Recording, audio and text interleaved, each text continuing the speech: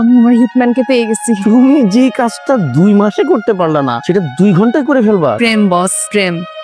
ওনাকে কোথায় যেন দেখেছি। রাইট, সেটা আমি কি করে বলবো স্যার। হিটম্যান, তুমি ধরা পড়ে গেছো। নাম পাল্টিয়ে অ্যাক্টিং করে আর কত ধোকা দিবে বলো? তুমি একটি জোকার, তুমি একটি ক্লাউন, তোমার চাকরিতে ঘুরে বালি। আমি এসবের কিছুই জানি না। আউট। এই তো হিটম্যান। একটা অর্ডার অফ স্যার হিটম্যান আসছে, হিটম্যান আপনার সঙ্গে দেখা করতে চায়। মাথা খারাপ হয়ে গেছে তোমার? কার্টুন চরিত্র, মানুষ হয় কি করে? সেটাই, আমি তো একজন মানুষ। আমাকে কার্টুন বানাইছে কে, কমিক বানাইছে কে? আমি হিটম্যান হলাম কেমনে? How is it possible? এই টাকলা, তুই কে? এই অফিসের মালিক? আমার এত বড় ক্ষতিটা কে করলো? অনেক ঘুষি মারে আমি নাকের বদনা ফাটাই ফেলবো একদম।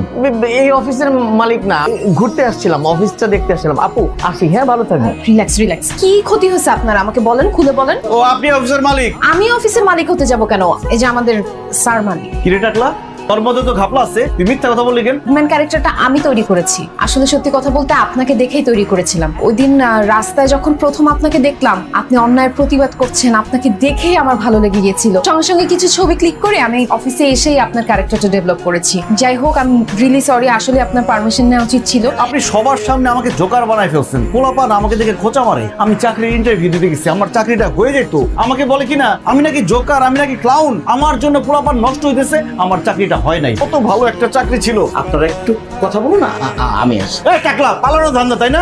ঘুষা মারবো কিন্তু সত্যি করে। কত টাকা বেতনের চাকরি ছিল আপনার? কম করে হলেও 40,000 টাকা বেতন ছিল। আমি আপনাকে ডাবল স্যালারি দিব, 80,000 টাকা। আপনি চাকরি করবেন? অবশ্যই করবো, কিন্তু ভয় পেয়ে চাকরি দিচ্ছেন না তো? অ্যাকচুয়ালি আমাদের আপনাকে দরকার স্যার, এটা আমার আসলে রিকোয়ারমেন্ট। উনি জলজান্ত হিটম্যান যদি আমাদের সামনে থাকে তাহলে কিন্তু আমাদেরই সুবিধা। এক্সট্রিমলি সরি স্যার, আপনার পারমিশন ছাড়াই আমি তাকে জব অফার করে দিলাম। সরি স্যার, আপনার সাথে খারাপ ব্যবহার করে ফেলেছি। অবশ্য দোষটা তো আপনারই।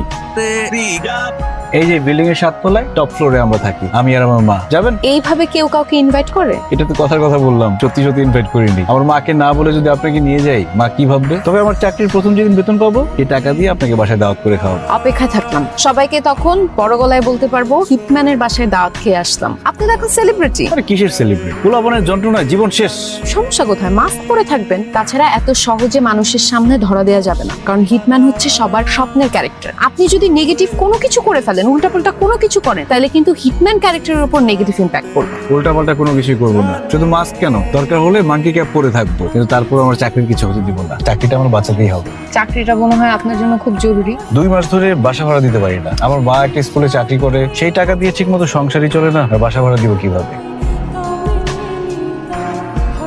সেই হয়েছে এই এপিসোডটা। তুমি তো একদম পুরো ফাটায় দিছো। ও সরি, তুমি করে বলে ফেললাম। এটা আপনি থেকে তুমি বলার একটা ওল্ড স্ট্র্যাটেজি, মুভিতে অনেক দেখেছি। আপনি আমাকে তুমি করে বলতেই পারেন। আমি না হয়